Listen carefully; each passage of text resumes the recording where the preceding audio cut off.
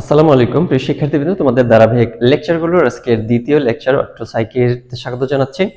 আমরা অট্টোসাইকির যে কবিতাটি, এই কবিতাটি ইতিমধ্যে জেনে গেছি যে আমাদের যে কবি জন কিটস, উনি হচ্ছে রোমান্টিক কবি, আর মানে ওনার কবিতাটাও রোমান্টিক কবিতা হবে। এখন এই রোমান্টিক কবিতার বৈশিষ্ট্যটা কেমন হবে এবং এটা কি ধরনের কবিতাকে আমরা রোমান্টিক কবিতা বলবো, এই বিষয়টা আমাদের জানা থাকা প্রয়োজন, কারণ রোমান্টিক ফিচারগুলো নিয়ে কিন্তু আমাদের পরীক্ষায় প্রশ্ন উত্তর করতে হবে, দ্যাটস ওয়াই আমাদের এটা জানতে হবে। তাহলে রোমান্টিক কবিতাটা, আমরা রোমান্টিকতা বলতে যে বিষয়টা আমাদের মাথায় কনসেপ্ট কাজ করে, প্রেম ভালোবাসার বিষয়টা, অ্যাকচুয়ালি রোমান্টিক বিষয়টা কিন্তু এরকম নয়। কবিতার ক্ষেত্রে রোমান্টিক বিষয়টা শুরু হয় কখন থেকে? এটা হচ্ছে 1798 সালে with the publication of lyrical ballads. এটা হচ্ছে জন কিটস, উনি কিন্তু এই যুগেরই একটা অনুসারী ছিলেন। এখন স্যামুয়েল টেলর কলরিজ এবং উইলিয়াম ওয়ার্ডসওয়ার্থ, এই দুইজনে মিলে কিন্তু একটি কবিতার বই প্রকাশ করেন। কবিতার বইটির নাম হচ্ছে লিরিক্যাল ব্যালেডস। এই লিরিক্যাল ব্যালেডস যেদিন থেকে প্রকাশ হয় ওই দিন থেকে মূলত রোমান্টিক যুগটা শুরু হয়, 1798 সাল।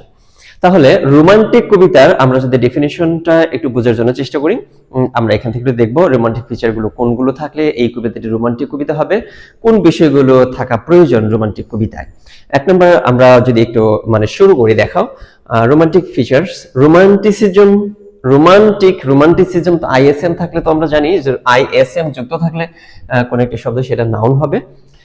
Romanticism was a literary and artistic movement that began in late 18th century. Late মানে একদম শেষের দিকে, 18th century শেষের দিকে। তাহলে 1700 থেকে 1799 সাল পর্যন্ত কিন্তু 18th century শেষের দিকে। কত সাল বলেছি? 1798 সাল। এই সালটি থেকে কিন্তু রোমান্টিক যুগ শুরু হয়। আচ্ছা দেখি, century and reached its height in the early 18th century. 18th century কত? 1800 থেকে 1899। এই সময়ের শুরুর দিকে, একদম শুরুর দিকে কিন্তু এটা একদম পিকে পৌঁছায়, সর্বোচ্চ জায়গায় পৌঁছায়। It was a reaction against the tradition, দেখো রেশনালিজম, যুক্তিকতা, যুক্তির বাইরে কিছু বলা যাবে না, লেখা যাবে না, বলা যাবে না, কবিতা করা যাবে না, এই সব যে বিষয় ছিল একটা সময় নিউ ক্লাসিক্যাল যুগের, এইখান থেকে বের হয়ে এসে নতুন যুগের কবিতা শুরু যে করলো, এটাই ছিল নিউ ক্লাসিক্যাল যুগ থেকে বের হয়ে আসলো। এবং ইন্ডাস্ট্রিয়াল রিভলিউশনের কারণে যে এইখানে একটা সময় কিন্তু কবিতার আমাদের কবিতা না, শুধু যে কোনো সাহিত্য কর্মের সেন্ট্রাল মেইন ক্যারেক্টার, প্রোটাগনিস্ট যেই থাকুক, এদের কিন্তু সেন্ট্রাল ক্যারেক্টার অবশ্যই হইতে হবে, রয়্যাল ক্যারেক্টার হইতে হইতে, রাজা রানী, রাজার ছেলে মেয়ে অথবা রয়্যাল কোনো পার্সন, এদের বাইরে কাউকে চরিত্রে আনাই যেত না বা তাকে মেইন ক্যারেক্টার বানানোই যেত না।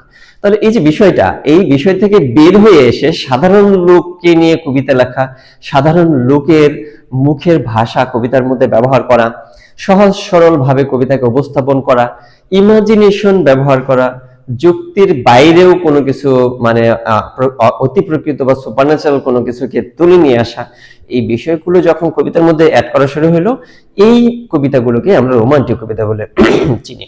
আমরা এখানে পড়বো। আচ্ছা, এখানে রোমান্টিক রাইটার্স ভ্যালুড কি কি তারা মূল্যায়ন করতো? এক নাম্বার, ইমোশনকে তারা মূল্যায়ন করতো, ইমাজিনেশনকে মূল্যায়ন করতো, নেচার প্রকৃতিকে মূল্যায়ন করতো, আবার লজিক এন্ড রিজন। আচ্ছা দেখো, লজিক আর রিজনের বাইরে যাওয়া যাবে না, এইটা থেকে তারা কিন্তু বের হয়ে এসেছিল। তাহলে কোথায় আসলো তারা? ইমোশনকে, ইমাজিনেশনকে এবং প্রকৃতিকে। তাহলে রোমান্টিক কবিতায় দেখবা প্রকৃতির একটা টাচ থাকবেই। এখানে দেখো একটা কল্পনা থাকবে, কল্পনা করে কবিতা লিখবে, কাল্পনিক এবং অতীত থেকে নিয়ে লিখবে, সাধারণত অতীত থেকে নিয়ে লিখবে। এটা আমরা ফিচারগুলো, এটা আমাদের যখন প্রশ্ন উত্তর করবো, প্রশ্ন উত্তরের মধ্যে কিন্তু ফিচারগুলো লিখতে হবে, এটা কিন্তু মাথায় রেখে আমাদের এটা জানতে হবে। এক নম্বর, লাভ অফ নেচার, প্রকৃতির প্রতি ভালোবাসা। রোমান্টিক কবিতার মধ্যে প্রকৃতি নিয়ে লিখবে, প্রকৃতির একটা টাচ থাকবে, মূল ঘটনাটা প্রকৃতির মধ্যে ঘটবে, এই বিষয়গুলো থাকবে। আচ্ছা এখন দেখো, emphasis on emotion and imagination. তাহলে ইমোশন এবং ইমাজিনেশনের উপর গুরুত্ব প্রদান করবে। ইন্ডিভিজুয়ালিজম, একক কোনো ব্যক্তি নিয়ে কাজ করবে। Romantic value the individual inner world, their thoughts, dreams and emotions. They believed every person was unique, প্রত্যেক ব্যক্তি আলাদা। তোমার সাথে আমার চিন্তার একটা পার্থক্য রয়েছে, তোমার চিন্তা ভাবনা, তোমার আচার আচরণ, তোমার যে কার্যকলাপ, সবগুলো থেকে একজন আরেকজনের সাথে আলাদা, এটাকে গুরুত্ব প্রদান করা হয়তো। And should follow their own imagination and heart. দেখো interest the common man and rural life, এটা হচ্ছে গুরুত্বপূর্ণ বিষয়। আমি কিন্তু বলেছি একটা সময় রয়্যাল মানে মানে রাজকীয় চরিত্রের বাইরে কোনো কবিতায় লেখা যেত না, কবিতা রচনা করা হতো না। কিন্তু এই 1798 সালে যখন রোমান্টিক যুগ শুরু হইলো, তখন থেকে কিন্তু এই রোমান্টিক যুগের কবিরা কিন্তু সাধারণ লোককে গুরুত্ব দেওয়া শুরু করলো। এই সাধারণ লোক এইখানে রোমান্টিকতায় সাধারণ লোক কিভাবে আসলো? আমরা তো জানি যে একটা সময় কবিতা লেখা হইতো রয়্যাল ক্যারেক্টারকে নিয়ে, অথবা গড গডেসদের নিয়ে, দেব দেবীদের নিয়ে। কিন্তু সাইকি তো আমরা জানি একজন দেবী, তাহলে সে কিভাবে সাধারণ ক্যারেক্টার হইলো, সাধারণ লোক কিভাবে হইলো, এটা বোঝার একটা বিষয় রয়েছে। আমরা পরবর্তীতে এখানে দেখবো। এর জন্য হচ্ছে একদম গোড়া থেকে ধীরস্থির ভাবে যদি কবিতা পড়ো, তাহলে সেই ক্ষেত্রে কবিতা একদম মাথায় গেঁথে থাকবে এবং বুঝতে পারবে। আচ্ছা, আমরা তাহলে দেখলাম কমন লোক আসবে। Romantic poets often wrote about the simple people. Peasant, peasant কি? পিজেন্ট মানে হচ্ছে কৃষক, ফার্মার আর কি।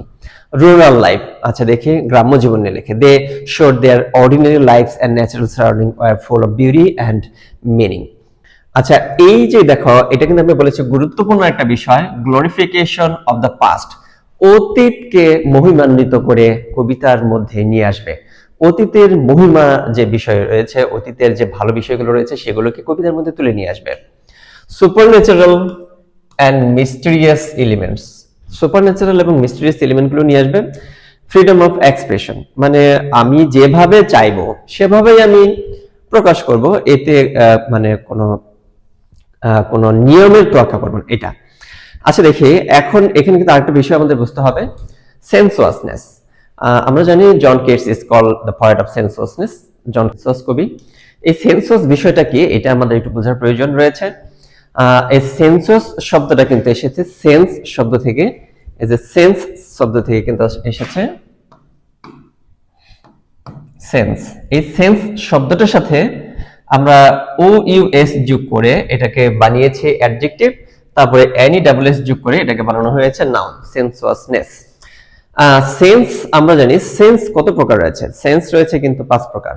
আচ্ছা, সেন্সুয়াস কবিতা তাহলে কি হবে, এটা কেন আমাদের জানতে হবে? এখন আমাদের কবিতার মধ্যে সেন্সটা আছে কিনা সেটা ফাইন্ড আউট করতে হবে। এর জন্য আমরা আগে সেন্সুয়াস বিষয়টাকে সেটা আগেই জেনে নিচ্ছি। আমরা এখানে আমরা রোমান্টিক ফিচার এবং সেন্সুয়াসনেস এই বিষয়টা জানছি। আচ্ছা ধরো জন কিটস, আমরা তো জানি যে প্রকৃতি নিয়ে এনারা কবিতা লেখে, প্রকৃতির মধ্যে থাকতে পছন্দ করে রোমান্টিক কবিরা। তাহলে রোমান্টিক কবি সে হচ্ছে অবশ্যই তাহলে প্রকৃতির মধ্যে বসেই কবিতা লিখছেন। এখন দেখো ওনার চারপাশে দেখো কি রয়েছে, খাবার, এদের কিন্তু গ্রান রয়েছে। এই যে দেখো গোলাপ, এর গ্রান রয়েছে। এই দেখো পাখি গান গাইছে, এটারও কিন্তু কি রয়েছে, মানে শব্দ রয়েছে। এই যে দেখো ঝিঝি পোকার শব্দ রয়েছে। এই যে অ্যাপল যদি টাচ করে, তাহলে সেন্স অফ টাচ কাজ করবে। এখন আমি এগুলো যখন দেখব, সেন্স অফ সাইট কাজ করবে। তাহলে সেন্সুয়াসনেস বিষয়টা যদি আমরা একটু ডিফাইন করতে চাই, তাহলে এটা কি হবে? Sensuousness in John Keats poetry mean his ability to appeal to the senses. ইন্দ্রিয়গুলোকে আকর্ষণ করা, অ্যাপিল করা মানে প্রয়োগ করা, এই যে তার যে মানে অ্যাবিলিটিটা, এই যে তার কবিতার মধ্যে সেন্সগুলো নিয়ে আসা। কি কি ইন্দ্রিয় রয়েছে আমাদের? সাইট, সাউন্ড, টাচ, টেস্ট এবং স্মেল। এই যে এই 5টা ইন্দ্রিয় কিন্তু আমাদের রয়েছে। এই যে এই ইন্দ্রিয়গুলো, যেমন ধরো মানে এখন দেখো সেন্স অফ সাইট, এই যে দেখি যে আমরা সেন্স অফ সাইট, এই যে আমরা কোনো কিছু স্পর্শ করলে এটা কিন্তু স্পর্শটা পাই, সেন্স অফ টাচ। আমরা যখন কোনো কিছু মুখে দেই তখন সেন্স অফ টেস্ট পাই, এবং মুখে দেওয়ার আগে কিন্তু আমরা সেন্স অফ স্মেল পাই। আচ্ছা, এখন এই যে দেখো এই যে সেন্স গুলো, আবার এগুলো যখন আমরা পাশাপাশি কোনো একটি শব্দ শুনি তখন কিন্তু সেন্স অফ মানে হিয়ারিং পাই। এই যে এই বিষয়গুলো যখন কবিতার মধ্যে মানে উপস্থাপন করা হবে, তখন ওই কবিতাটাকে কি বলা হবে? মানে সেন্সুয়াস পয়েন্ট। তাহলে সেন্সুয়াস পয়েন্ট, তাহলে সেন্সুয়াস পয়েন্ট কখন হবে? এই 5টা উপাদান যখন থাকবে কবিতার মধ্যে, তখন এটা সেন্সুয়াস পয়েন্ট হবে। আশা করি বুঝতে পেরেছো। Through rich and vivid description, এগুলো থাকবে সমৃদ্ধ এবং জীবন্ত স্পষ্ট বর্ণনার মধ্য দিয়া। তাহলে his poem makes reader see, hear, feel the beauty of the worlds as if they were experiencing it themself. আচ্ছা, এমনভাবে উনি ওনার যে রিডার রয়েছে ওনাদেরকে এটা দেখান যেন নিজেরাই ওনারা দেখছেন। তাহলে আমরা তো জানি যে এই 5টি সেন্স কিন্তু মানুষের রয়েছে, sense of sight, sense of hearing, sense of touch, sense of smell and sense of taste. এই সেন্সগুলো যখন আমরা কবিতার মধ্যে পাবো তখন এই কবিতাটা হবে সেন্সাস কবিতা। আচ্ছা, Keats believe that beauty is felt through sense. সৌন্দর্যকে আমরা সেন্সের মধ্যে দিয়ে অনুভব করতে পারি সৌন্দর্যকে।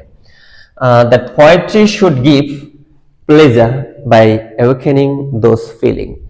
হি often use detail imagery, soft rhythm, musical language and create a world full of colour and life. এগুলো কিন্তু ওনার গুরুত্বপূর্ণ বিষয়। আমরা নাইটিঙ্গেল, টু অটাম অথবা আমরা যেগুলো পড়বো এগুলোর মধ্যে কিন্তু আমরা এগুলো খুঁজে পাবো। তাহলে আশা করি এই দুটি বিষয় তোমরা বুঝতে পেরেছো। আরেকটি বিষয় আমাদের বুঝতে হবে, মেইন যে কবিতা যাকে নিয়ে অ্যাকচুয়ালি কবিতাটি লেখা, সাইকি, যার নামেই কবিতাটি লেখা, অ্যাকচুয়ালি সাইকি কে ছিলেন। এখন তার পরিচয় যদি না জানি, তার ঘটনা যদি না জানি, তার ব্যাকগ্রাউন্ড যদি না জানি, তাহলে কবিতার মূল বিষয়টাই অজানা থেকে যাবে। তাহলে মূল কবিতা পড়ার আগে আমরা মানে সাইকি সম্পর্কে জানবো। গ্রিক মিথোলজির গুরুত্বপূর্ণ একজন দেবী, যে অ্যাকচুয়ালি দেবী ছিল না, ছিল সাধারণ অর্ডিনারি মানুষ। এই সাধারণ মানুষ থেকে উনি দেবী হয়ে গিয়েছিলেন। সাধারণ মানুষ আবার কিভাবে দেবী হতে পারে? দেবীরা তো আলাদা আলাদা ক্রিয়েচার। তাহলে এই ঘটনাটাই আমরা মূলত পরবর্তী লেকচারটিতে জানবো। আশা করি তোমরা সেটা জেনে তারপরে তোমরা মূল কবিতায় দেখবে। ধারাবাহিক ক্লাসগুলো সঠিকভাবে দেখতে থাকবে।